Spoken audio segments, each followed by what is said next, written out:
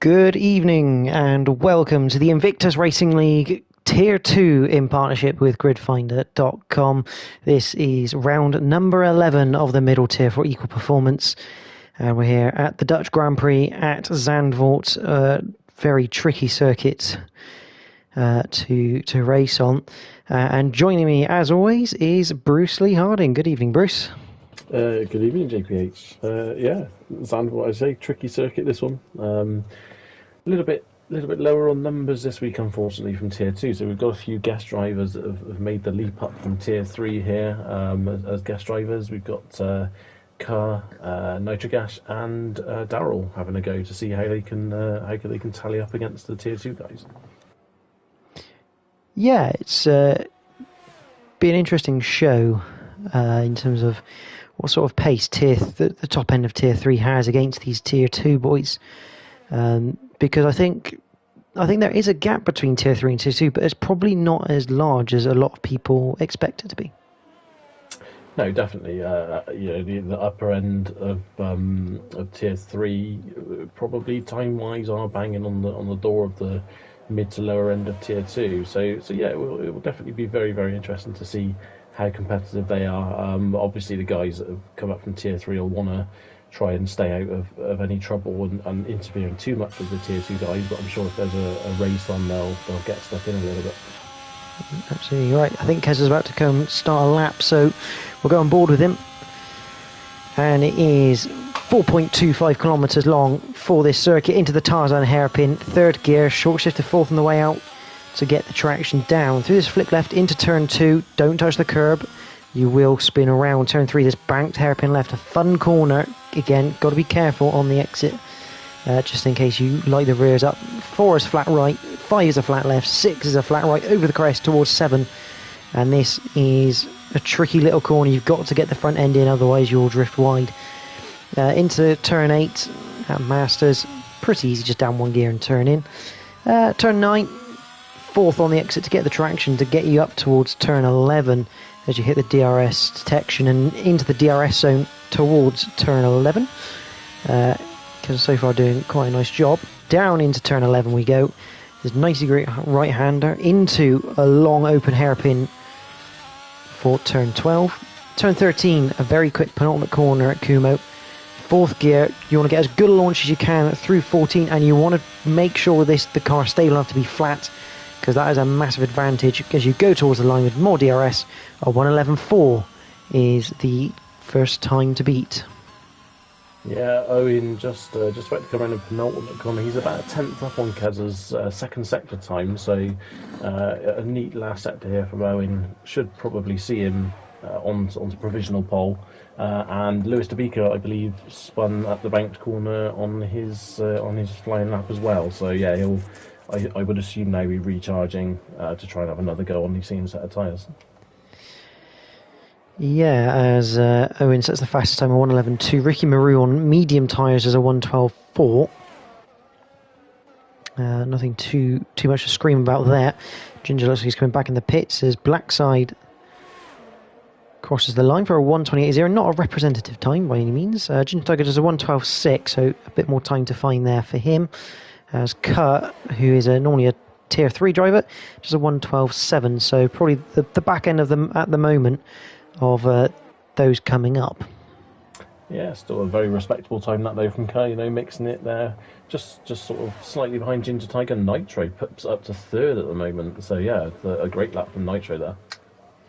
1:11.9. I can't remember what the pole position was for Tier 3 last night, but I think it was somewhere around the 1:11.4 if I remember correctly, or a mid 1:11. Yeah, I believe some of the times will improve steadily during this session, I think. But that's a great starting point from Nitro there. And yeah, Daryl's on his outlap as well now, so we've got the usual Ruddo, Ivan, and Sunboy sat in the pits. I don't think they've even done an outlap at all. They've not even tried a lap yet. So yeah, doing their traditional 2 runs by the looks of it. And so that as Ruddo is now leaving the pits. Yeah, and I'm not surprised around here because the chance of safety cars are high as Kent goes third with 1:11.8. It's good to see him with a bit of pace. Obviously, he struggled in recent weeks. Lewis the Beaker goes 6th on his latest attempt. Yeah, chance of safety car around here extremely high, so having that set of softs just in case you get a late safety car, always worth having in hand. Yes, definitely. And as you say, last night's T3 race, there was lots of safety cars, mixed conditions. It was hard to know, but in the end, some guys came in, put on the softs towards the end, and blasted back through the field. So yeah, they can come in handy. So yeah, always best to try and save a set, or at least not use up too much of them if you do try and go out for a lap. Yeah, absolutely. That's Ruddo on his outlap at the moment. Where's Daryl? Daryl goes 3rd at 1:11.854. He did show good pace last night, so hopefully he can use that momentum he had from last night into tonight. Yeah, good luck that from Darrell. The black side coming into the pits now. So just looking, I think Ruddo's about to start his flying lap.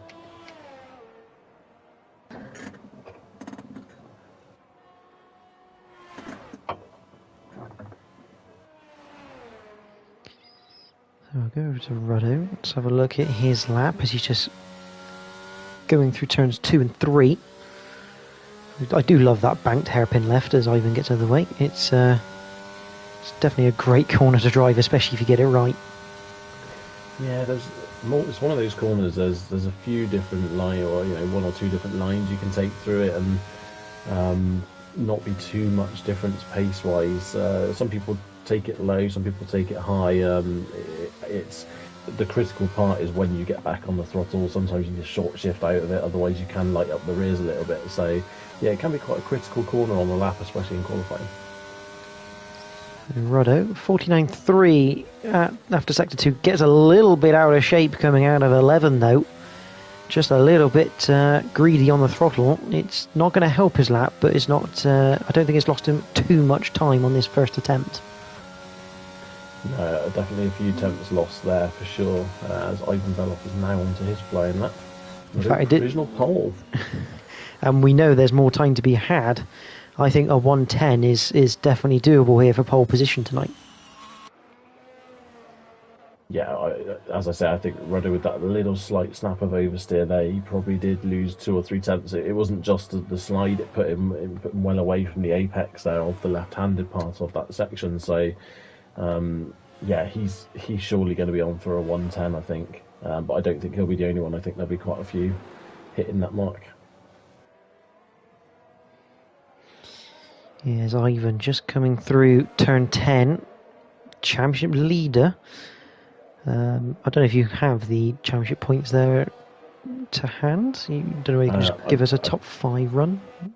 Absolutely, yeah. But give me 2 seconds. I know Ivan is currently leading the championship by, I believe it's 13 points from Ruddo. I'm very unprepared here. I do apologise. That's all right. Ivan's about to cross the line anyway, so we'll see what Ivan does. 1:11.4, so 4th place for the Haas. Yeah, he was looking at the times. I think he was a few tenths down on Ruddo at the second sector. So, yeah, Ruddo's obviously had a good last sector as well. So a pretty solid lap. I mean, maybe that 1:11.1 is a better lap than we think it might be.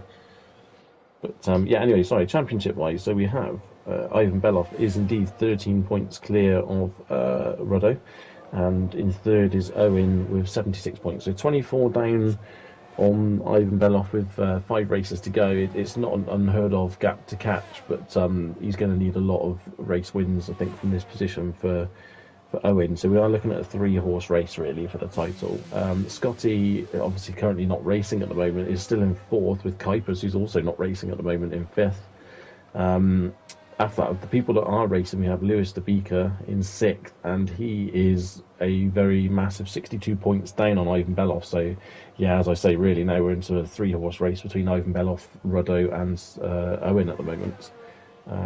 And in the constructors, it's the Hasses of Ivan Beloff and Keza leading by 6 points, from the McLarens of Ruddo and Matty Rudd, with Alpine in 3rd with Owen and Kent driving those, and they are a further 32 points behind McLaren. So again, really potentially looking at a 2-horse race now in the constructors between Haas and McLaren.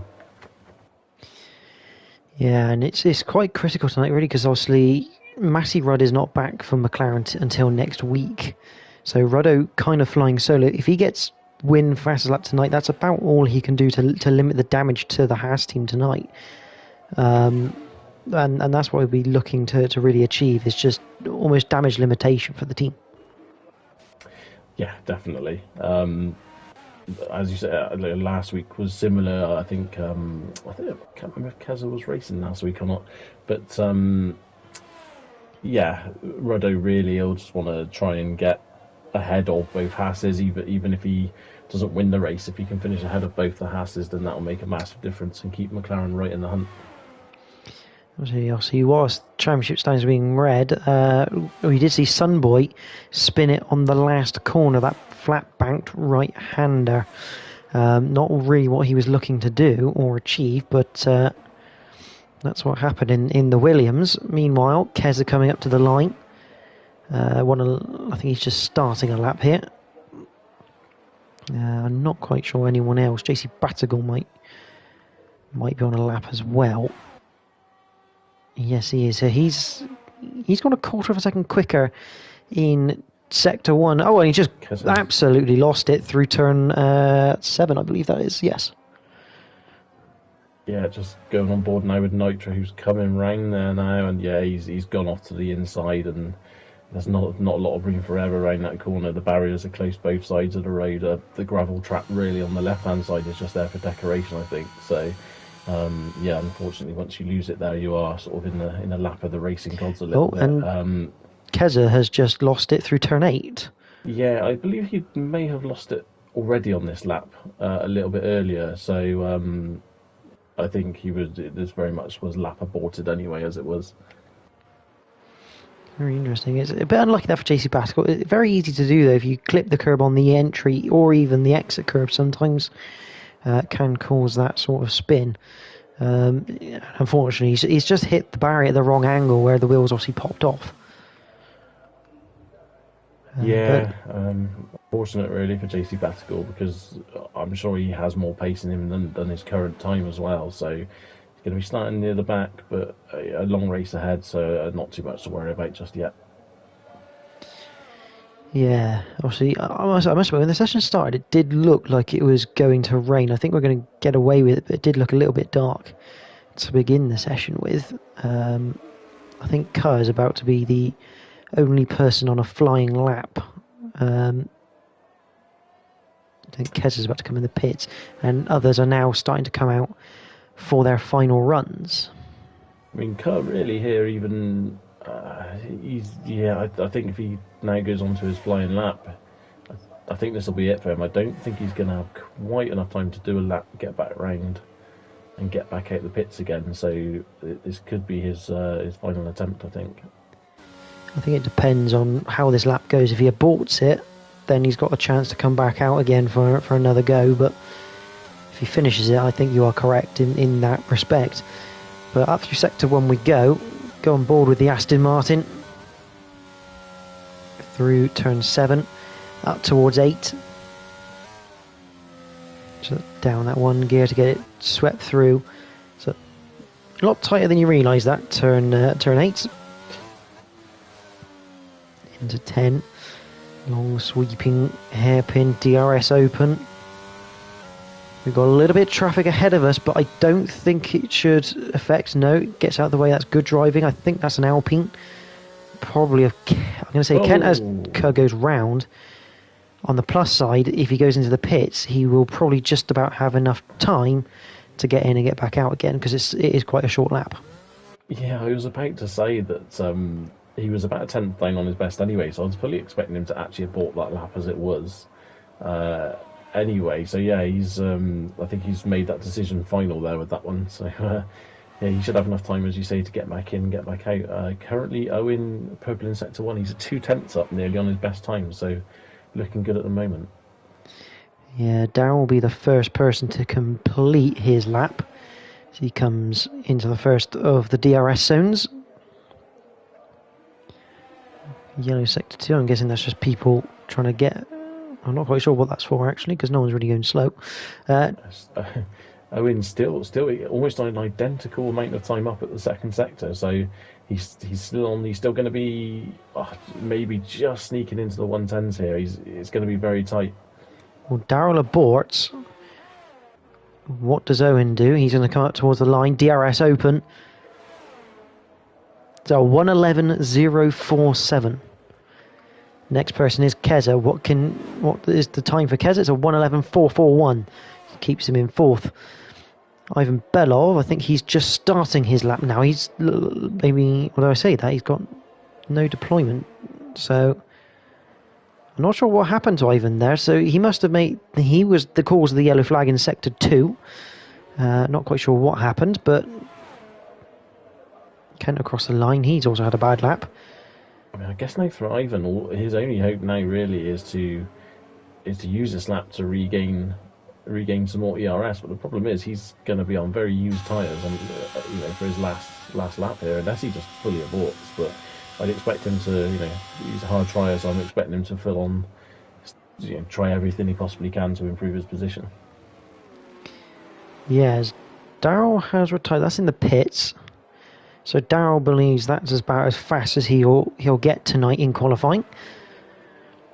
And I'm trying to work out if Owen is trying to prepare for another lap. If he is, he's not going to have a lot of ERS to actually use. So I don't think it's going to be all that good. I'm just checking Ivan here now. Just coming up behind Keza. Keza's looking like he's coming into pits. Is Ivan going to have another go? Is Keza giving Ivan a bit of a slipstream down the straight? I think that's absolutely what was going on there. So good team play from Haas. Trying to get Ivan a little bit further up this field. I think Kent up to 8th there. I think. Yes, yeah. Yeah, I did just see some movement. Kent up into 8th place at 1:11.7. So this is a good showing here from Kent. We know he's got pace.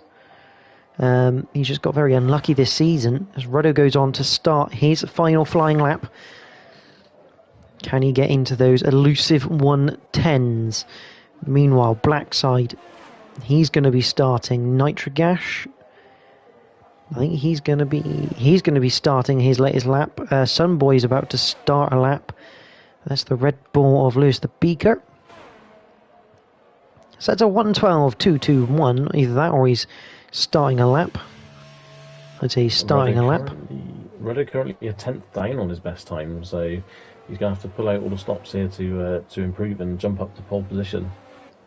Meanwhile, Ivan, I think I just saw a quarter of a second up after sector 2, although it looks like he's run out of ERS. Yeah, and that shows only a 1:11.386. He's lost a lot of time there because he ran out of deployment at the end of the lap. So Ruddo is pulled some time back now, so he's under a 10th slower, and he's just had a clean run through the corner where he had that big slide, so he could improve his time quite a bit here and actually could put him on provisional pole. Maybe just saving the tyres. And a 1:10.974 for Ruddo to go provisional pole position. Can anyone beat that time? Blackside's going to try. And it's a 1:11.6, so slower than previous. And I think everyone else, Sunboy coming around now. We don't know what sort of pace Sunboy's got yet. We do now. It's a 1:11.0 for third place. Lewis the Beaker, I think, just gone into fifth with a 1:11.370. So a lot of movement post completion of qualifying here. Yeah, I mean, kudos to Sunboy there. Under pressure, really have not set a lap time yet. To get himself up to third place, that's a brilliant effort.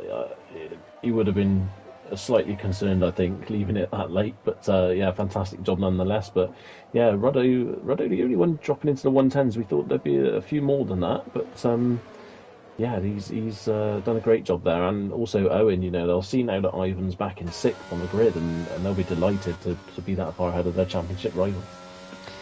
Yeah, so it is Ruddo on pole position for the Dutch Grand Prix. The question is, can he convert it? Bruce, would you like to take us through the grid for this Dutch Grand Prix? Absolutely, yeah. So, Ruddo set in pole in the McLaren now, just 700ths quicker than Owen, with Sunboy only a further 300ths behind that in third place. Rick Amaru 3 tenths down on the quickest time in fourth. with Lewis De Beeker and Ivan Beloff 5th and 6th. Kazza 7th. Nitro Gash, the first of the T3 runners, in 8th, so it's a great job from him, with Blackside 9th and Ginger Tiger 10th. Kent dropping to 11th in the end, alongside another T3 driver, Darrell, with JC Battigal and Kerr 13th and 14th, rounding out the grid. See JC Battigal, a former Tier 3 driver himself. Obviously made the jump up this season, but it's very close. I don't think you can solidly say who is got the best chance of winning this tonight, because looking at those times, I think anyone in the top 8 almost could probably win this. Absolutely, and you know, with two incidents there, I think it was 2 incidents that where people crashed out then in qualifying in a race that would most likely have been a safety car, and that can really mix up the grid quite a lot. So will be interesting to see. Be interesting to see how Nitro, who's really right in the middle of the pack, approaches this race now. Whether or not he battles hard with the T2 guys, or whether he just sort of, just doesn't try to get too involved.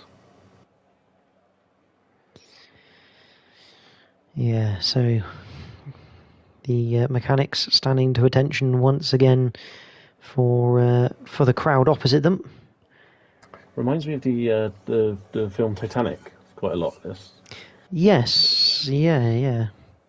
I'm not going to do my best Celine Dion impression. It's finally safe from that. But I mean, the question is which ship's sinking is the bigger question. But I just got word from the weather minion as well, who's out at circuit, who is saying that it's looking like a dry race throughout. Okay then, so weather minion Bob or Kevin, whichever name he chose. Yeah, makes it a slightly easier strategy as compared to last night. So probably a one-stop. It's just a question of, I would expect the front runners to probably go mediums and the guys at the back to go hards, purely because if you're at the front, whilst track position around here is quite key, and you're going to probably want to build a gap from the front. Yeah, as you say, track position is key. You don't. If you get stuck behind people, it can be hard to overtake. You're really waiting for a mistake from the driver in front. The DRS main straight, it's not that long, so you do tend to find people running slightly higher wings than at other circuits. But yeah, if you're at the front, you know, it's a great opportunity to not get sort of embroiled in too many battles, and Owen and Ruddo will really want to be getting away as quickly as they possibly can. Yeah, I mean, I think we're looking at the hard tyres, 19 to 20 laps. They can, I think, go up to maybe anything up to 28 in terms of up to 70% wear. The mediums, you're probably looking at 16, 17 normally, and possibly up to 20 laps of available life. So it does give you a little bit of option to change your strategy on the fly, but this is the Invictus Racing League Tier 2 for round 11. We had the 5 red lights. We are green for the Dutch Grand Prix, and it looks like Ruddo's got a good getaway to cover Owen down towards the Tarzan hairpin. The question is, what chaos is going to ensue behind? We're almost 3 wide behind in 2 parts of the pack, but we've got away cleanly. Up towards turn 2, got Nitro Gash looking to go side by side. He's spun round at turn 2. I don't know if there's contact, and Darrell joins him. So the 2 Tier 3 drivers, unfortunately, having a bit of a bad getaway. Lewis the Beaker side by side up through this fast, flat out S section, decides better of it in the end. And everyone now just about going single file as we head through 7 and 8. But a big shame for Nitro Gash and Darrell at the back of the pack. Yeah, absolutely. It looked like Nitro may have just understeered slightly into the rear corner of the car in front. I didn't catch who that was, and I'm not quite sure what happened with Darrell. He just appeared into view, spinning in sympathy almost. So yeah, unsure whether there was contact with him as well. But not a great start really for the 2 guys that were up in the middle of the pack there in T3. Meanwhile, but yeah, Roddo will be absolutely delighted with that start. Yeah, meanwhile, Owen's lost the place to Ricky Maroon. Now, looking at the tyre situation, it's quite an interesting one. Roddo has gone mediums as we thought, as Lewis, side by side with Sunboy through the bank corner of the last part of the track. Ivan looks to try and get involved, but can't quite find the open door, as Sunboy looks to return the favour down to the tyres on hairpin. Ivan looks at a possible 3 wide, but thinks he'd rather keep his front wing in this situation. But yeah, Roddo on mediums as we expect. Ricky Maroons decided to go softs. We saw him do this in Spain, but the reverse order of potentially a soft medium strategy. Owen has gone hards, as has Lewis, Sunboy, Ginger, and both Nitro and Daryl.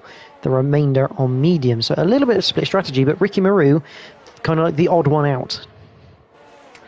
Yeah, an interesting one. And to be honest, if Roddo can hold him off for a lap or two here, then he'd almost be better off letting Rikimaru go, because at some point and Ivan, sorry Bruce, Ivan down the inside of Sunboy at turn 10. Lovely little move there. Obviously Ivan on the mediums, Sunboy on the hards, and you can see the grip difference here, as Sunboy also being attacked by Keza, who's also under attack from black side behind. But you can definitely see the grip difference between the hards and the rest of the compounds here. Yeah, definitely. There is a slippy circuit on those hard tyres, and as you say, that the mediums are going to be far, far better than the hards, more so than normal. So, yeah, and Ivan being on the mediums, he's going to want to try and make hay as much as he can. He's obviously within a second now of Lewis. You'd have to think he's going to get past Lewis fairly sharpish. Roddo could be in a good position here, because being on the mediums, there's a chance that Ivan could catch up to Owen, and you'd expect them to be battling quite hard, being their position in the championship. So will be interesting to see exactly how hard they fight. And Keza now gets past Sunboy out of 3. I think Sunboy just not finding the traction he requires at this stage of the race. But we've seen Sunboy last week do a crazy strategy in terms of going ridiculously long on the hard tyres. Is he maybe looking to do the same? Or as he clips the curb through turn 10, just about saves the car, but it's 2 more places lost for the Alpine. And he is very quickly going backwards here. Yeah, disappointing really for Sunboy after qualifying 3rd on the grid.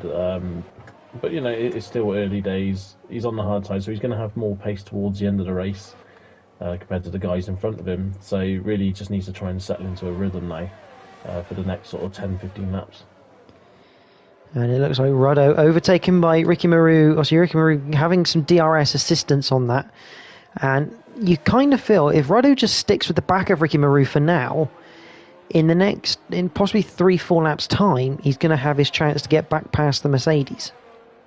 Absolutely, yeah. The Mercedes, his tyres are going to start crying soon, I think. And the problem Ricky Maru's got with starting on the softs now is that, you know, he's going to pit. He's going to come out, you know, right at the back of the field, potentially in a bit of traffic. His only hope actually is that everyone stays fairly grouped together like they are now, and he actually comes back out quite a long way behind everyone, so that he can then make use of a clear track in front of him. And Keza going backwards. Keza's gone round at turn 10. I suspect probably hitting the inside curb and being turned around by the track itself. Ken all over the back of Blackside at the moment, just 3/10 in it. And yeah, I mean, unless Ricky Maru is going to try a really daring 2-stop here and avoid the hards altogether, as JC Batagor gets past Ginger Tiger through the last couple of corners. As is Ivan on Lewis. It's all kicking off and I can't cover it all. As Ken goes round out of the Tarzan hairpin, the Alpine just applies. And Kerr. What on earth happened to... I think Kerr has spun on his own and he's clouted the wall. And Kent now in the wall, and he loses his front wing as those tyres are screamingly hot. As Keza gets past Ginger. And the safety car. Deployed. Yeah, it's a bit of a disaster there. Hard to know exactly which one of the two of them the safety car has been called for, to be honest. But yeah, Kurt just coming into view again, a bit like Daryl did on lap 1, just losing the back end and hitting the barrier. I think potentially, obviously, Ken's lost it under throttle. I think he's probably just not short shifted into 4th quick enough. So it's lit the rears up. I think Kerr's potentially lost it on the curb on the outside. And he's just gone round, because that does tend to be where you end up if you go on the curb. You do tend to go quite late. Yeah, absolutely. This is a great chance now for Rick and Maru to come in and get different tyres on, I think. I'd be interested to see if he goes for it. He does He's not. going to stay out, which is surprising. I think a pit stop. I think he could have come in then, to be honest. He could have, but again, it's a lot. Pit stop onto hards. The problem is, I don't think the hards will go 28 laps at the most, and they will be screaming, and that's just about puncture territory. From my calculations anyway. I think Ricky Maru he wants to try and make this into a one-stop race. I think, obviously, this is going to help those soft tyres. Normally, in my opinion, I mean, they would go for about 10 to 12 laps, so this will help him just extend this stint just a little bit longer to then get those hards on. Yeah, I mean, it will be interesting to see exactly what he plumps for at the end. You'd have to think Kent's come in and put on. I think he was on mediums on at the start, wasn't he? So I think he's coming for another set of mediums now, Kent. So replacing that front wing, obviously. Kurt is currently on hards. He just biffs the wall slightly on the way at the pits, but he's got away with that one, I think. Yeah, very interesting. I mean, it's hard to know really what the quickest strategy will be here for the likes of Rick and Marie. I think after last night, I'm not the best one to harp on about potential strategies. Yeah, could be quite interesting, and this also gives Darrell and Kerr and Nitro a second bite at the cherry now. Yeah, I think Ricky Maru's got to try and make this a one-stop. I think 2 stops around here, you'll lose a lot of time, especially now, because if you're going to go for a 2-stop, you want this to be a safety car free race, so you can get out front, get an advantage, and then make use of the gaps that naturally occur between places in the grid.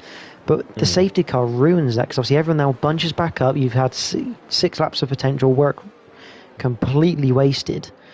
And I think you're going to lose too much time and track position. Granted, you'll be quicker, but we know it's not an easy circuit to pass on unless the grip difference is very significant. Yeah, no, absolutely. I think Ruddo will probably be, or other than the 2 people that crashed, Ruddo's probably going to be the most disappointed person now about this safety car, really, because he was starting to be able to gap 2 Owen behind him and Ivan as well in turn, so that gap has obviously now been completely nullified. It'd be interesting to see how Rick Maru takes this restart now, whether he goes early or late. There's 2 ways of doing it really around here. You either sort of can go between the penultimate corner and the final banked corner, or on the exit of the banked corner. You might find you start to struggle for grip around now really, so there's every chance the mediums could be on a par with those softs. Yeah, I mean, you do have to be careful when you go, as we saw yesterday. I'm not going to mention any names, but someone did lose it on the restart by pressing the ERS a little bit too early. We might name him later. You never know, but yeah, it's going to be interesting. Let's go on board with Ricky Maru. You can hear the throttle inputs. He's just waiting and waiting. A little bit of weaving, but Ruddo's staying dead straight. He's not falling for any weaving tactics here, so he's not going to get involved with that. Just waiting for him to get on the throttle. Ruddo trying to anticipate when this Mercedes is going to go. He's going to go late. He's gone now, and he has caught everyone slightly napping. He's got a lovely little gap towards Tarzan. Question is, as others are looking for a move, we got almost side-by-side action. We got Nitric Ash and Darrell side-by-side. Darrell looking to make a move on the McLaren. Kent gets past Ginger Tiger, and Darrell looking to do the Mercedes into turn 2. Ricky Maru, he's gone off at turn 2 and 3, and all that hard work on that soft compound tyre is completely ruined now. But everyone else looks like they've formed a train now, so we've all settled back in. Yeah, a bit of a disaster that for Ricky Maru. I said before the restart, those tyres might start to be struggling for grip around about this point, so Yeah, unfortunately, slightly cold tyres, I guess, on the restart. All that weaving before, unfortunately, not paying off. Kerr came up to the back of the safety car train, absolutely flat out. He was about 2.5 seconds behind coming in the last corner, and literally as everyone started going, he suddenly came steaming up behind everyone on nice warm tyres. So he was expecting him to gain a few places, but he's not. He's still back down in 13th at the moment. Yeah, and the critical thing here, Ruddo already a second up the road from Owen, so he's outside DRS. Obviously, DRS not available until 2 laps are completed after the safety car. And it looks like Blackside was looking at a move on Sunboy, but unfortunately just couldn't quite get it done. Daryl just behind Ginger Tiger. But yeah, this is perfect for Ruddo, especially with Ivan now just half a second behind Owen.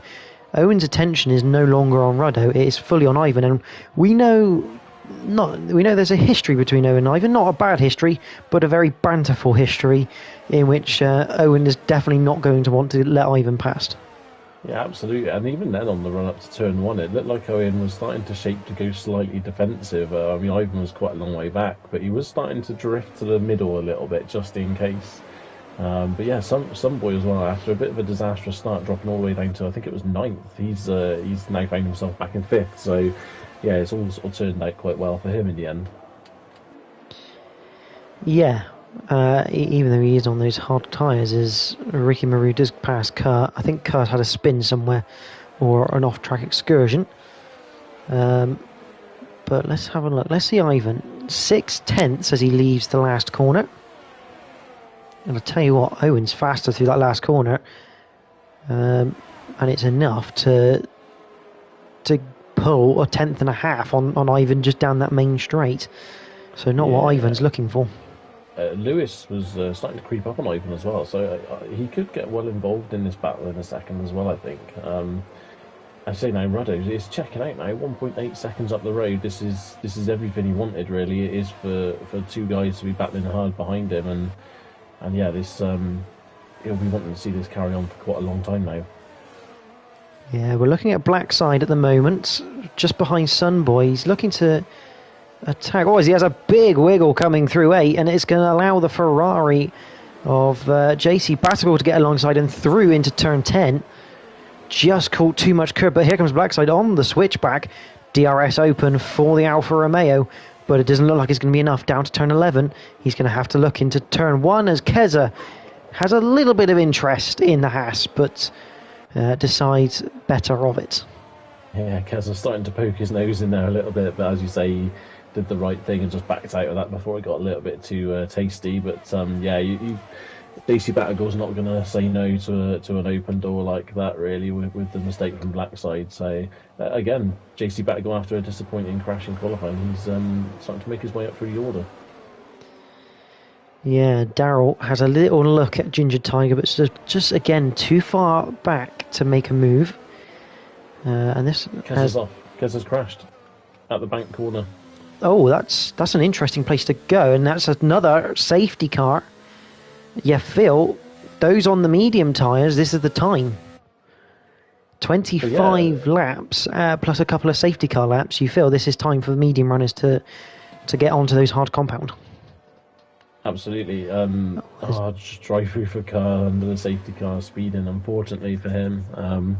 I think, to be honest, from what I've seen, he's not getting involved. He's using this as like an extended practice session almost for him. So, yeah, a bit of a shame still, though. He wouldn't really have wanted that. But yeah, Keza, just before he hit the wall, it popped up that he had a 3-second corner cut penalty. So I wonder whether he ran wide through the right-hander onto the grass, and then maybe the curb's just he's got onto the curb on the inside of the left-hander at a bit of a weird angle, perhaps, and it's just spat him up to the top of the bank. Yes, Ruddo, as we expect, does come in. Owen into the pits as no, he doesn't. He just fools everyone. It looked like he was going into the pits. Ivan 5 seconds for speeding in the pit lane, and that one is irreversible. You will not be going to the stewards with that one and saying, "Can I have this removed, please?" But as expected, all medium runners, apart from Kent, which I'm slightly surprised about. Yeah, interesting. When He's only done cars 6 laps retired though, at the don't pits. forget. So because he's yeah, I think he's done medium though, Kent. So yeah, bit of a surprise maybe. He should have actually come in for the hards there. Um, but yeah, Owen now in front with Lewis and Sunboy second and third. Ruddo now only just ahead of Ivan, but obviously, like, as you say, with Ivan with that 5 second penalty, um, if he has to come in the pits again for if there's another safety car, that's going to, he'd have to serve that in the pits. So yeah, I think it'd be interesting how this plays out now. Ruddo really wanting to get past Nitro, but unfortunately he can't because it's a safety car. But yeah, disappointing for Keza and disappointing for the Haas team really. With Ruddo and Ivan now in a straight fight for manufacturer points as well as driver points. Yeah, and whilst we're on the safety car, I was going to elaborate. Obviously, with Keza, obviously, I wonder. Obviously, your theory completely possible, but I do wonder if he actually went too early into the right, got the corner cut going over the curb, which pushed him wide into the grass, and it's the grass when the rears have lit up that sent him up, because it's a bit of a strange angle that to go into turn 3, especially into that outside wall. Yeah, he was very much pointing dead straight 90 degrees into it, wasn't he? So yeah, not your traditional angle that you'd normally end up there. Most people at that corner tend to spin on the exit, so yeah, to be to rip a wheel off at that point of the corner is a very strange one indeed. And this is the second safety car of the night. By this point in Tier 3 we had 3 of them, so we're not far behind in Tier 2. Exactly, and yeah, obviously both as well have been calls, I believe, by T2 drivers. So the T3 drivers are behaving themselves fairly well. They've had incidents, but they've not brought out the safety cars yet. I think the first one was probably due to Kent's incident, his second spin, and obviously Keza bring out this one. So yeah, it's this pretty much playing out as it would have done normally anyway, I think. Yeah, absolutely. And the question is, obviously, as you can see, everyone down to Ginger Tiger has to pit again. Nitro and Daryl technically are net leaders of this race because they have already pitted once, and for different compounds. Yeah, I think you'd have to think Daryl's not going to get those mediums to go the distance, and Nitro's going to struggle as well. So I think you'll see both of them in at some point towards the middle and end of the race. But yeah, as you say, they have made their pit stop, so technically they are indeed net leaders of this race. So here we go, on board with Owen, looking behind. When is he going to go? For this, the second restart from the safety car. He's going to leave it late. Everyone bunching behind. You can see everyone impatient to get going. And now he goes pretty much right on the line. And a spin in the back. Oh, we'll come back to that very shortly, because we got overtakes galore. Ruddo down the inside of Nitrogash. He's up into 7th. It looks like Lewis the Beaker's got past Owen after turn 1, and Ruddo making more moves past Ginger Tiger into turn 2, going round the outside of Daryl into turn 3. Can he find the traction? Yes, he can. And Ruddo up into 5th place. That is one of the best restarts you'll see this season from the McLaren. But Lewis the Beaker leads, and Bruce will come back to you with the report on that spin. I'm going to guess it's Ricky Maru. Yeah, it was Ricamaru and Blackside, both of them facing the wrong way there at the just before the restart. So Ricamaru ripping off his front wing. He's gone back to the softs now. So yeah, he's I'm not sure what's going to happen now. Ricamaru he's going to need a safety car to get back into this. But yeah, a bit of a strange incident between them. But yeah, fantastic there for Ruddo, and he's now got a nice gap of a few cars back to Ivan Beloff as well. Yeah, Ivan, who's just overtaken Nitrogash into turn 11 for 8th place. I'll tell you what, one thing I think Ruddo's done there well, I think he's managed to get the tyre temperature into those hard tyres for that restart to make that work. As he's now looking at the back of Kent, looks to the inside of Kent, goes to the inside of Kent, and he's not quite going to get the move. That's quite well defended, that from Kent. Pinched Ruddo fairly on the apex, and just about keeps that place. Yeah, absolutely. Did we see Lewis get past Owen? Have we missed that? Or that was just out through turn 1 on the restart. Okay, apologies. Sorry, I was just in my own little world there. Rickamaru coming back into the pits now to remove those softs, so he obviously didn't want them. I'm assuming he's going to go to hards now to get himself to the end of the race. But he's going to be a good sort of 35-40 seconds behind Blackside, I think, by the time he gets out the pit. So, bit of a disaster from leading the race to bringing up the rear at the moment. What this is doing for Ruddo, though, obviously, it's about 20 seconds for a pit stop here, I believe. Because obviously it is a 37-mile-an-hour pit lane speed limiter, which I think is about 70 kilometers per hour for those that use that. This is going to get Ruddo 20 seconds worth of space to play with when those ahead do actually pit, as DRS gets enabled. Yeah, absolutely, and yeah, Ivan's still currently stuck behind Ginger Tiger, so Ruddo is starting to get there. He's a good 2.5 seconds ahead of Ivan now, so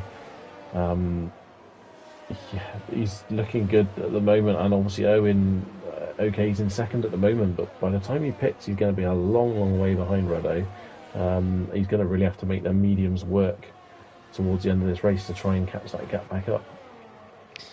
Yeah, and Kent is actually now catching Sunboy, so looks like Ruddo is going to be tagging along with that Alpine. Also, the Alpine is on medium tyres, so they are going to be slightly nicer, and I don't know actually how many racing laps those mediums have done. Probably not many at the moment, so they're still going to be in good shape.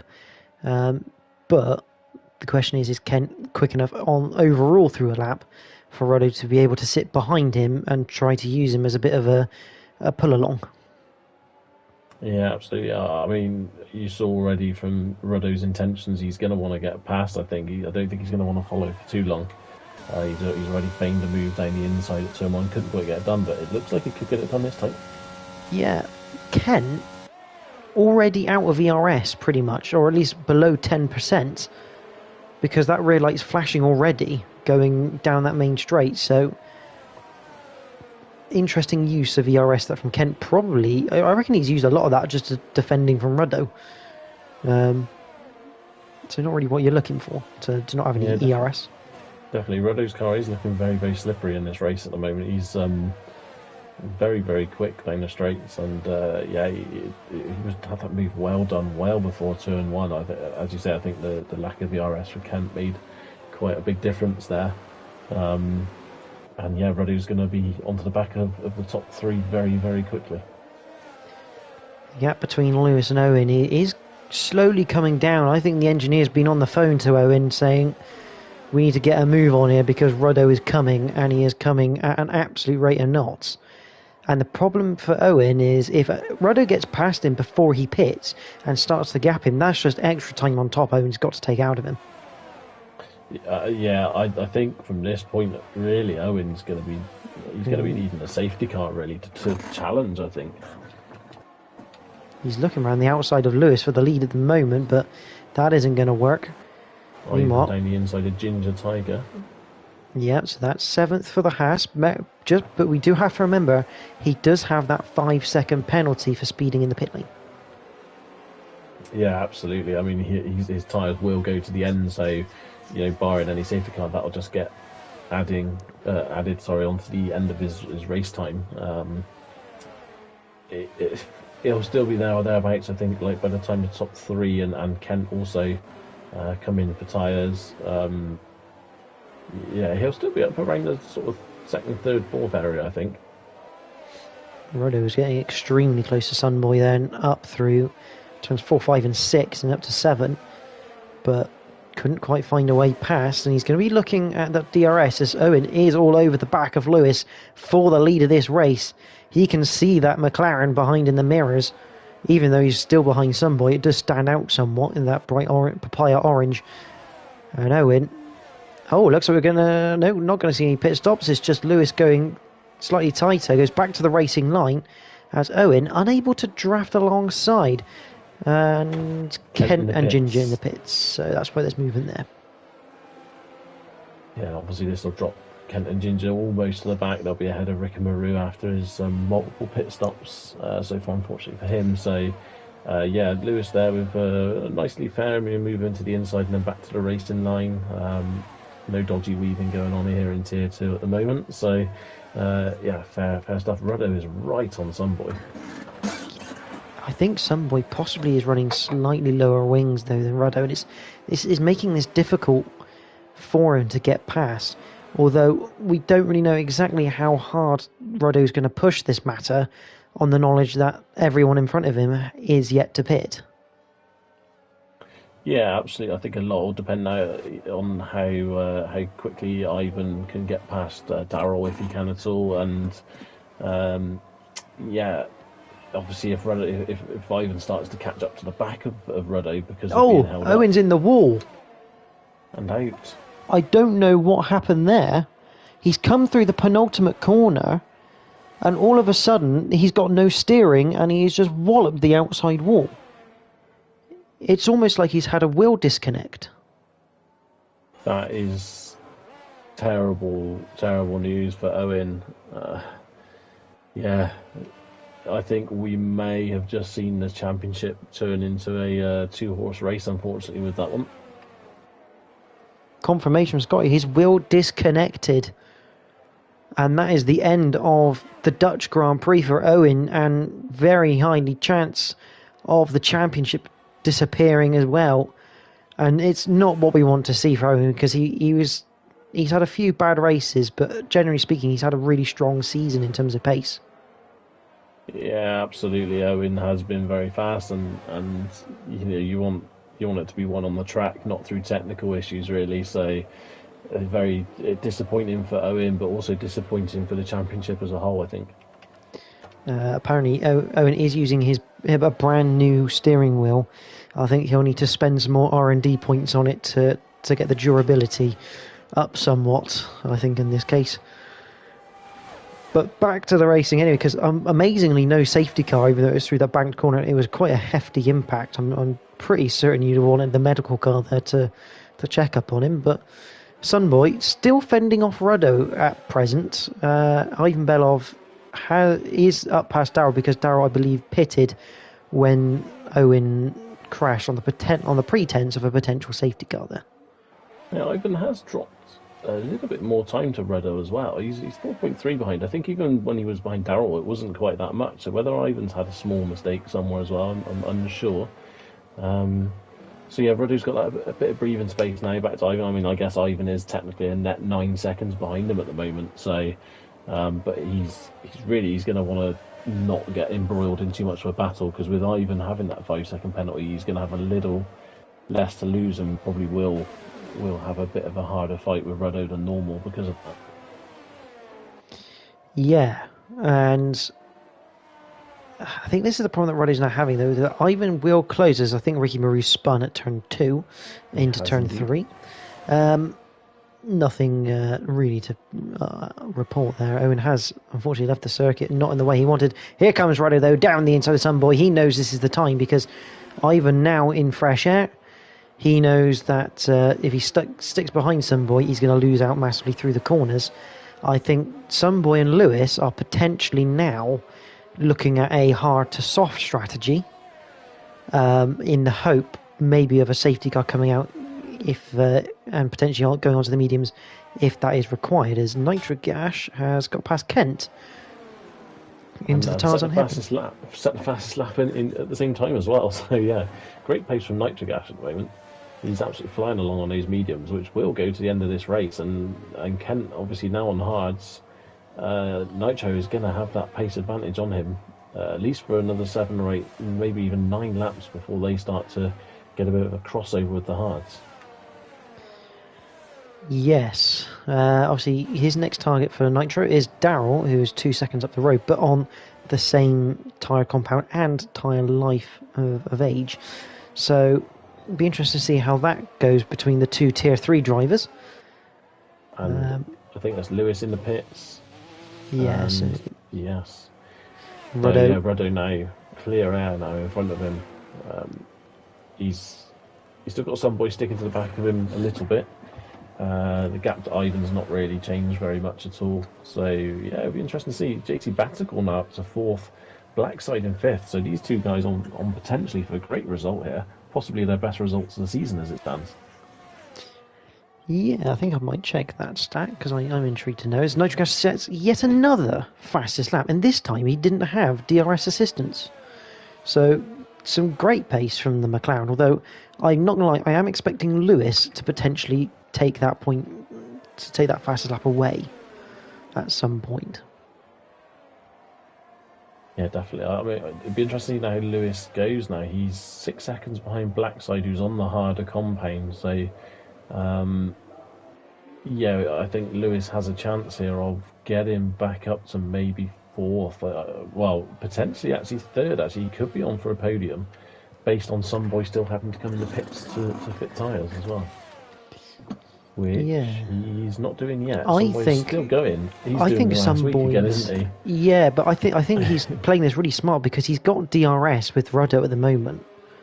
He's basically using that DRS to basically try and build as much of a gap as he can to people behind.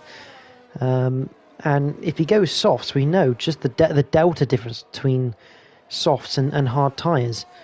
The question is, will he come out in front of Lewis or behind him? Because I think Lewis should really be running at a faster pace than the likes of Rodo and Sunboy on their hard compound. Yeah, absolutely. I mean, Sunboy made those soft tyres, that strategy work an absolute treat last week. So, yeah, he's clearly going for it again. And as you say, going along, he's going ready, still in DRS just about. So, the plan is currently working. Ivan's not really catching him at the moment. And yeah, as you say, I want to try and build that gap as much as he can and just be absolutely devastating towards the latter stages of the race on the soft tyres. He is outside of DRS this time around. We'll go to the battle for 9th now because that is the closest one. Ginger Tiger just 7.5 tenths behind the Alpine of Kent. Hards versus mediums. So you'd like to think Ginger Tiger should be able to get a move done in the next few laps. Yeah, definitely. He's, as you say, he's in a far better position on those mediums. Lewis, as you suggested may happen, has now taken the fastest lap away from Nitrogas.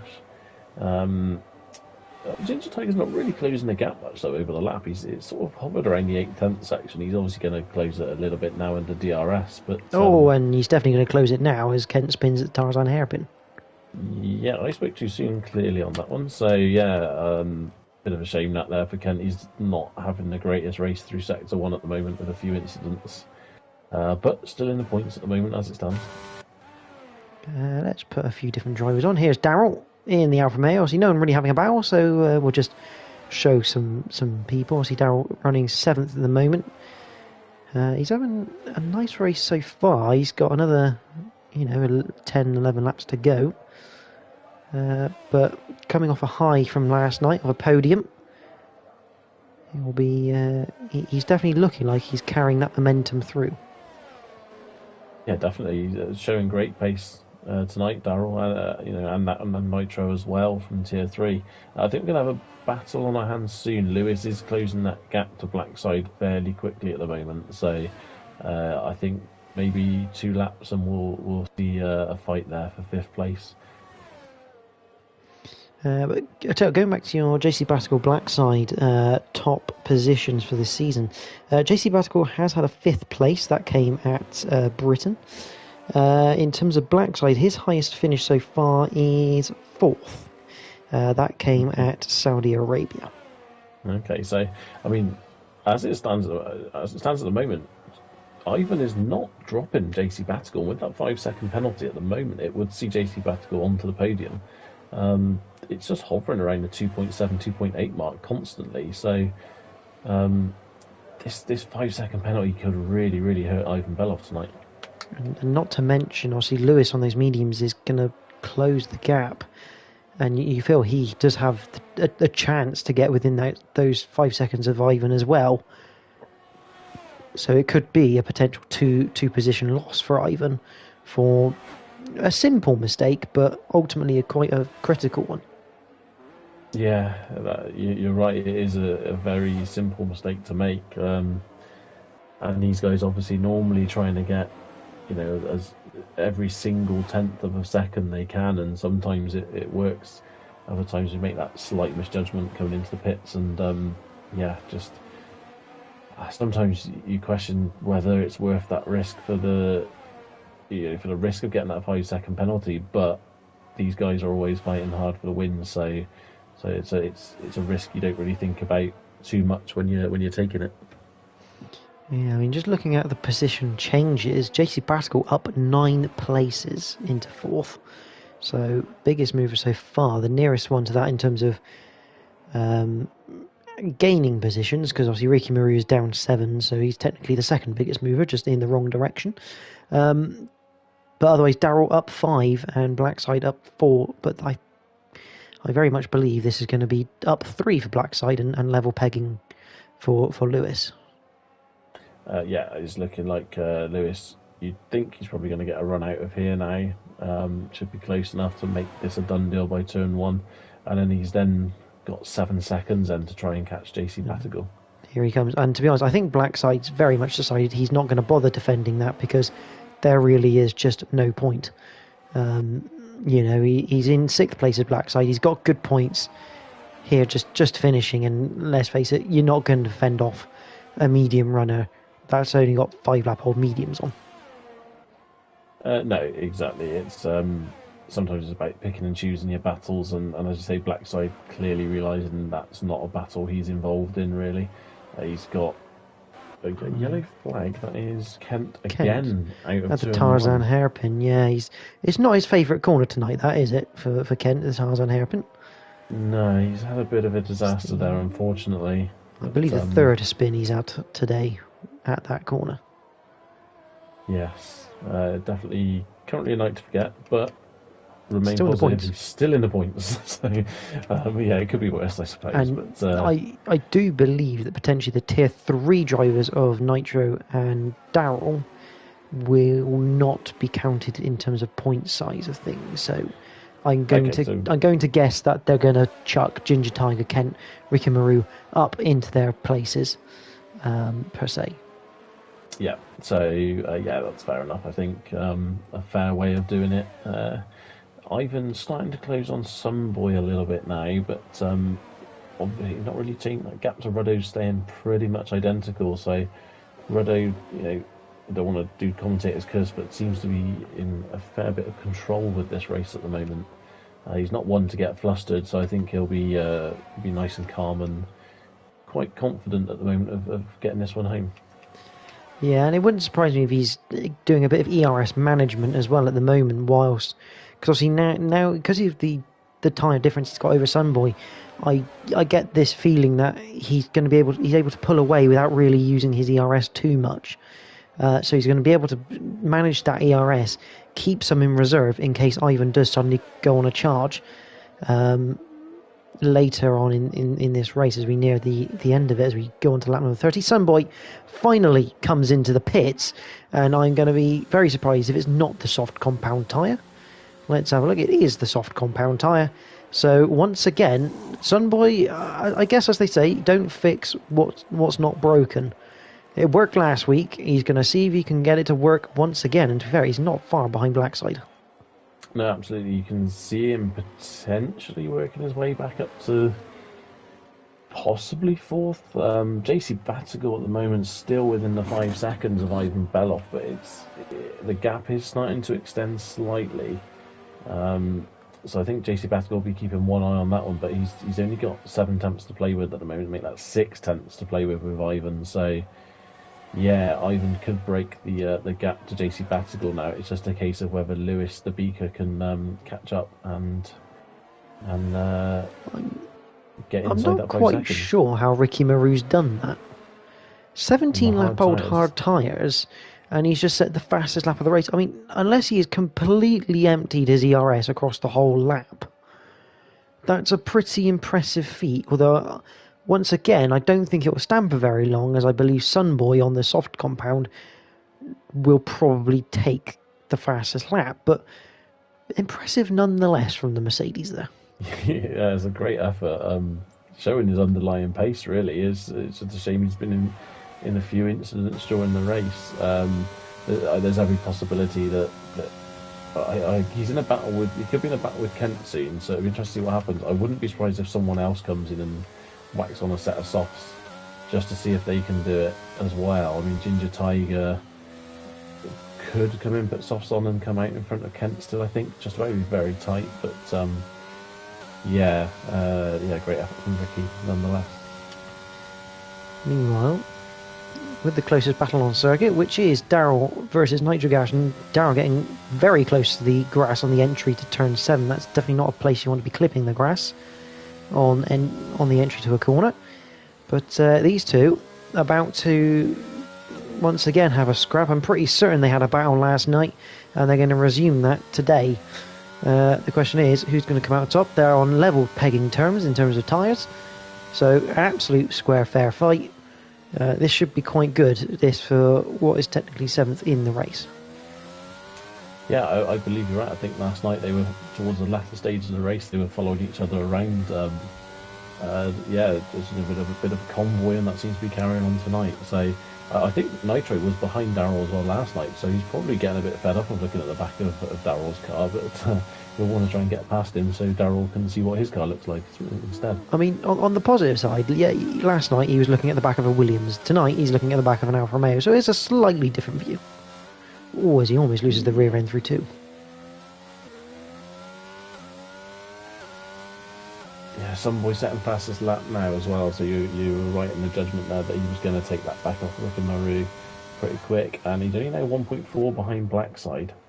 JC Batticle about to drop outside that 5 seconds, I think, to Ivan. So Ivan's on a bit of a rescue mission here, and he's potentially going to salvage second place here. It could be very, very tight. Yeah, it will be very tight, but I guess the other thing as well, I mean, we don't tend to say percentages out loud of ERS because we know how powerful of a weapon it is, but I do wonder what the ERS percentages are between Ivan and JC Batticle, because obviously if Ivan is using his at the moment, JC Batticle isn't, there's every chance JC Batticle can pull time on the last couple of laps by the use of it, as he does slip just briefly over 5 seconds. And Nitrogash, he is running out of ERS.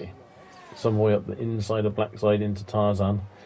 Some move done, and again, Blackside's not going to get involved in that one. And Daryl spun at Tarzan. He went side by side with Nitro, as here comes Ginger to go past as well. He went side by side with Nitro, no contact. I think Daryl just clipping the curb on the inside. It was enough to rotate the back end a little bit more than he was hoping for. So Nitro up into 7th. Obviously Blackside down to 6th, and Sunboy now 4 seconds behind Lewis, whose progress has been very much stalled. Yeah, it's just settled down now, hasn't it, really? I guess he's at that stage with those mediums where they aren't quite as fast as they were. It could even be that Lewis just said, I'm happy with 4th, I'm not going to risk anything too mental to try and catch up with JC Batticle.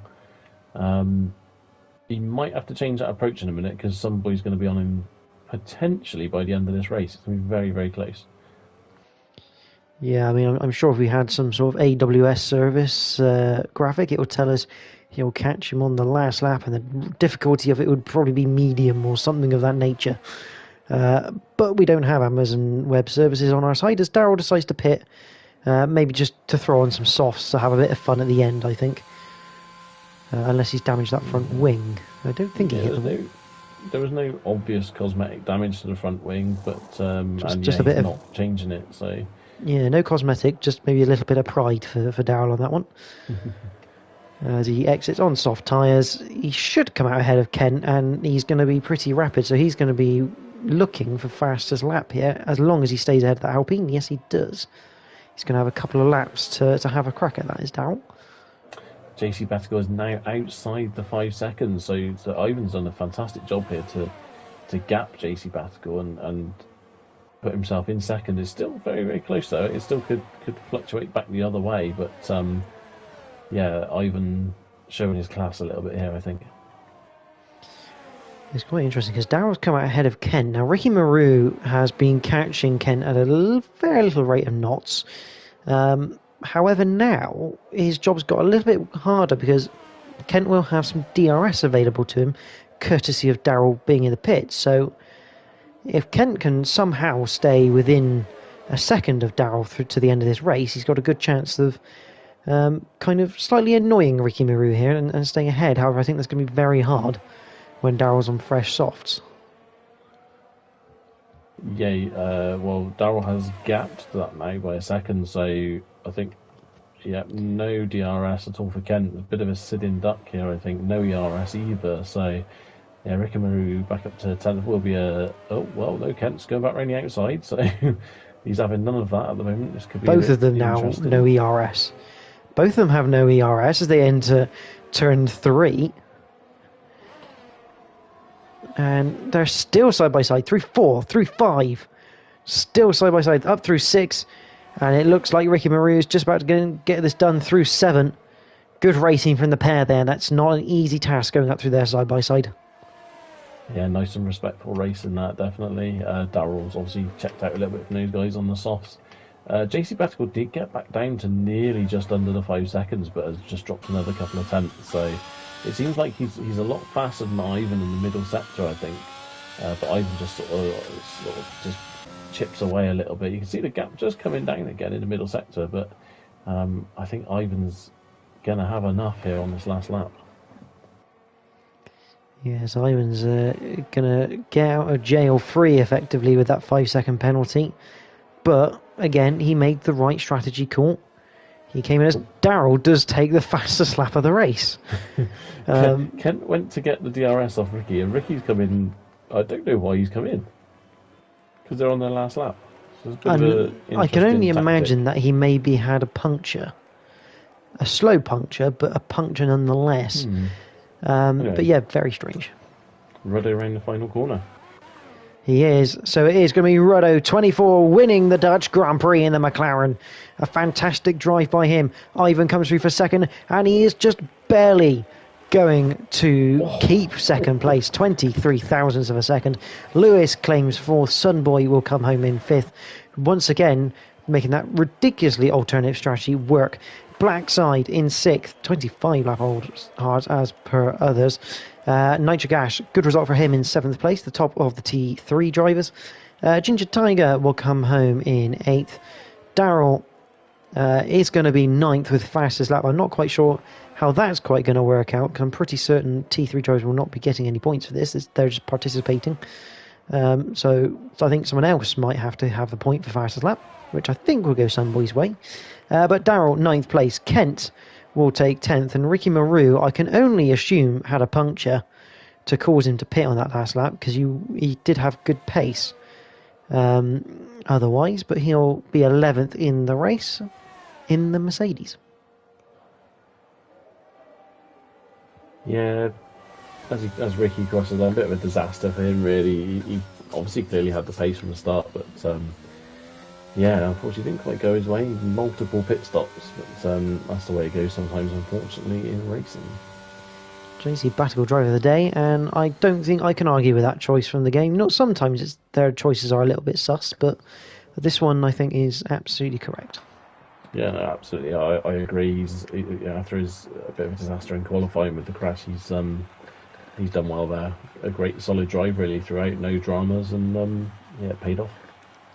Ruddo does some sort of dodgy celebration on the podium there, as he claims his trophy. I think he dances like that in real life as well. So real life celebration there from Ruddo. So they're going to have spray some champagne, get nice and have happy thoughts of that. I don't think they'll be able to drink that because they'll probably have to drive home at some point, but they're going to enjoy the moment. Bruce, would you like to take us through the provisional results for this Dutch Grand Prix?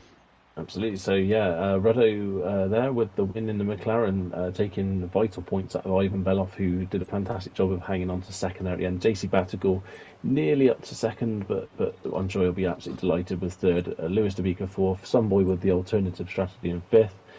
Blackside 6th, a great result for him, with the Tier 3 driver Nitro Gash in 7th. Ginger Tiger 8th, with Tier 3's Daryl in 9th. Kent in 10th, and rounding out the finishers is Rika Maru, with unfortunately Owen, Kerr, and Keza all retiring from the race. Just another thing as well. That for Owen was Owen's first race with no assists. And apparently, I'm just having a quick look. It looks like there's a small design fault with the wheel he's got, in which it's very easy to kind of break it down and off your rig. So, not really what you're looking for. I have just heard someone join. That looks like it is Ivan. We'll just see if we can get Ruddo and JC Battle in very soon. There's Ruddo. We'll see if JC Battle can join.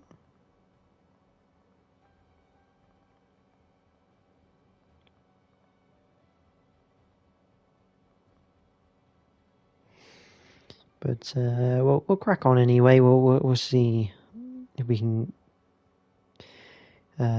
get him in. But meanwhile, we do have Ruddo and Ivan in. JC Basketball is here as well. Fantastic news. I think we'll go. Hello.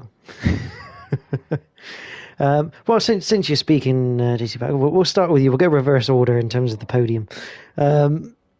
Congratulations, third place, your best result, your first podium, best result of this season, and in Tier 2. Describe the feeling. First podium. I mean, your first podium in Tier 3 last season was quite nice. How does this one feel, being the next tier up?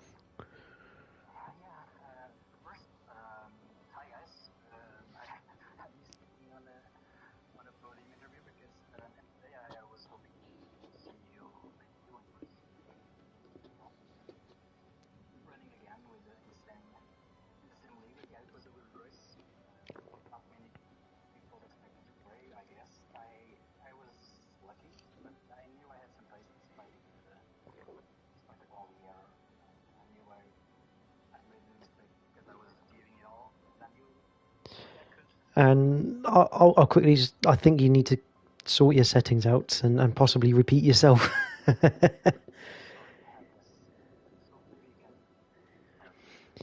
We'll go to Ivan. We'll go to second place. We'll come back to Chase Basketball in a minute. So Ivan, second place, once another podium for your season. Congratulations. Just having a quick look. I think that's your second place of this season. And your 8th podium as well. A bit tricky though with that 5-second penalty. It was very, very close to JC Basketball to that being a third. Yeah, true. I did a very stupid mistake entering the pits, and it almost cost me a place. And it was close on the last lap, and I'm glad that I did it. Also, congratulations to Rado. He was unstoppable tonight, and I think he had time for a cup of tea in the end of the race. Well done. Absolutely. Obviously, during your race, it was not necessarily quiet, but it wasn't full of action in terms of that. It was just gradually making your way through the field. I mean, do you feel that second was possibly the best you could get? I mean, be after Owen had his unfortunate accident. Yeah. I think second place is my maximum tonight, and that's all. It wasn't really boring. I had to be careful to not to take any damage or DNF, but yeah, it wasn't full of action. Yeah, Bruce, any questions for Ivan? Yeah, well done on the results tonight, mate. Just a question regarding one of the safety car restarts. Ruddo was, I think, only 1 or 2 places in front of you, and he he managed to overtake a few guys really, really quickly on the restart. Were you concerned that he was starting to sort of gap you quite a bit and put cars between you, or did you just think as long as you were patient, you'd be able to still get high up the leaderboard by the end of the race? Um, I I saw his race pace, and I don't think I could do something with him tonight. So I was just careful. But yeah, he did like 3 or maybe even 4 positions, and that was impressive. There we go. Well, congratulations, Ivan, on second place, and obviously we're looking forward to the remainder of the season, especially the battle with you and Ruddo. We'll come back to JC Pascal. Hopefully, he's got his settings sorted. We'll give it a quick test. Just quickly say a sentence. We'll get everyone in the chat to confirm. Cheers, everyone. Please confirm that I'm not stupid. But yeah, sorry, I'm not used to be on the podium at least this season, and that's where I have to start. So I'm really happy. Of course, I think everything went well, and despite the error in the quali, I knew I was giving it all to make a top 5 time, and I knew I could. So the race, I had all the luck I could have. There was a safety car, people going off and DNFing. So yeah, I didn't expect for sure. Didn't even have my settings prepared to talk. So thanks. So obviously, coming towards the end of that race, obviously you were slowly losing time to Ivan, knowing that he had that 5-second penalty. I mean, those last 2 laps. I mean, how hard were you pushing to try and stay within that 5 seconds to potentially steal away that second place from Ivan? Oh yeah, I think there were several chapters on that chasing, because at first I didn't know if that was the net pit 3. I think then I started seeing people with the mediums and stuff behind, so I was more worried about that. I also didn't know if the 5-second penalty was speeding or something he could appeal, so I wasn't that worried. Then I start believing that when I saw the pace was pretty much not the same, but I was close enough to challenge it. And then until the end, yeah, it was a mixed feeling on wasting all ERS possible, not having a crash like I did in the quali, because yeah, it's tricky with so the tires are getting so old. But yeah, in the end, before the last corner, I saw it was 4.9, and I believed it. I believed it, and then in the end, 20 milliseconds or so, it's already very cool to be challenged the big fish. So I can't be unhappy. No, absolutely. Yeah, Bruce, any questions for JC Pascal, our former rival? Yeah, obviously you've touched on the fact that you had a bit of an issue in qualifying with your incident, and during the race you seem to go through it without any real dramas. It was quite a controlled race, really. Yeah. Was it a case a bit like Ivan, really, of just being patient and not over pushing the car and just letting the race come to you? Yeah, for sure. Yeah, especially after starting so backwards, you need to be patient and well, hope that somebody crashes and then the safety cars go your way. And I was just being patient in the back until I started seeing some opportunities, and then everything went my way, as you said. So yeah, I was just patiently seeing people getting out of the way, being for pit stops or for or DNFs. Yeah, no one was ashamed. But yeah, it was a nice race. It was a nice race. I will hopefully enjoy watching it. Absolutely. Well, congratulations, JC Pascal, for that 3rd place. Ruddo, thank you for being patient. We'll come to you now, the race winner of the Dutch Grand Prix. Your 2nd win, your 6th podium of this season, and this fight for this championship very much not yet over. But I want to start with that restart. Obviously, you pitted for brand new hards, and on that restart, you made up, I believe, if I remember correctly, 3 places. It was one of the best restarts we've probably seen this season. Yeah, I was like hanging back a little bit, but not too much to get a penalty. on the safety car restart as we were coming around the last corner, but whoever was leading just like backed everybody up, and everybody was all over the place. So it was just a case of whatever was in front of me, I just had to avoid everything. And I saw Nitro Gas was just in front of me in the sister McLaren, and I thought, well, I don't think he'll give me too much of a hard time. So I sent it down the inside, and had to start making some progress because I knew that Ivan and Ricky would be right on my tail. But see, being only however many people were in there, 13 in there, we were right at the back anyway. So it was a case of literally just get through as fast as we can. It was just a little bit too early for me for the stop, but I had to do it. Yeah, no, absolutely. It played out quite nicely. Obviously, you kind of we saw you behind Sunboy for a number of laps. Was that semi-planned when you got there? Was it just a case of you've got DRS with him? Obviously, if the chance presents itself to overtake, but obviously at that point in time you were still gapping those behind. Was that sort of the plan when you were behind him? It wasn't initially, but then it turned out that way. So over the last couple of races, I've been getting better with my ERS and when to deploy it. Usually I just save it all for the end, but when you get a safety car, you just get your 100% back anyway. So I used a little bit more sort of to get through, and I got past Kent and gapped him, and then some boy I think he must have had lower wings than me because I couldn't really get near him down the straight, even like with full ERS on. So I just had to bide my time, and I knew my tyres were better. So at that point, it was a case of just managing the gap behind. Yeah. Now, obviously, tonight 3 points taken from Ivan. So I make it that you're 10 points behind now. 4 rounds to go. The sprint next week in Monza, so additional points on offer. This championship is going to go down to the wire. I mean, how is your feelings about this now? Because it's a very real possibility that it's just you and Ivan realistically in this fight. Yeah, I'm gutted for Owen.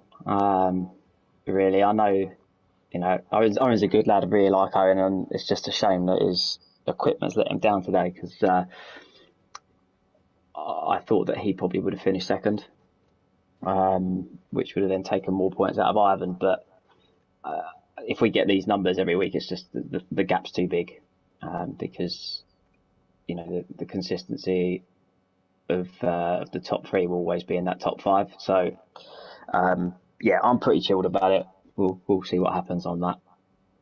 Yeah, Bruce, any questions for Roddo? Yeah, well done on the win again tonight, mate. Obviously, Jordan's just touched on the Drivers' Championship, but with the Teams' Championship, the Constructors' Championship, you've obviously been a man down for the last 2 races. Looking at the standings, you've only dropped 4 points to Haas over those 2 races. So now with your teammate Matty back next week, and you're going to only be a few points behind them, you must be confident now. I know I keep asking the same question a bit, I think, but you must be confident that with Matty back, you can start really making inroads and get into the top of those standings. Yeah, we'll see. It'll be good to have Matty back on the track. Probably not in my ears in the party. It's just the last couple of weeks been out of focus, but we'll see. He just needs to keep out of trouble, really. He's got a bit of a target on his back. So again, look, we're pretty chilled about that. What happens will be what it is. So we'll see. Just a race at a time. But chuffed to bits for JC back to get on a podium. I think he's deserved it this season. So really happy for him. Was hoping he'd actually pip Ivan to second. I don't know how close it was, but I'm glad that he's up here with us.